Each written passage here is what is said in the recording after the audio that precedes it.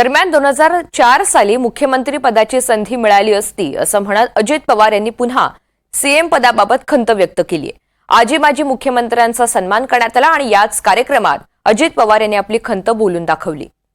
महिला मुख्यमंत्री झाली नाही, ती पुरोगामी विचारांच्या महाराष्ट्राची कधी ना कधी मुख्यमंत्री झाली पाहिजे, शाहू फुले आंबेडकरांच्या महाराष्ट्राची मुख्यमंत्री झाली पाहिजे, अशा प्रकारची धारणा ही महिला वर्गात पण आहे, आम्हालाही वाटतं।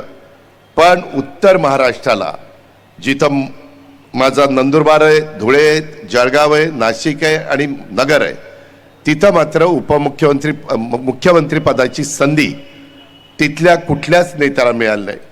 खरं तर 2004 साली ती संधी चालून आली होती, त्यावेळेस उत्तर महाराष्ट्राला संधी मिळाली असती, परंतु काय झालं ते जास्त प्रफुल्ल पटेल साहेबांना माहिती, मी खोलात जात नाही। पण त्यावेळेसची संधी हुकली हे मात्र निर्विवाद सत्य आहे। पुढं त्याही भागाला संधी मिळाली पाहिजे।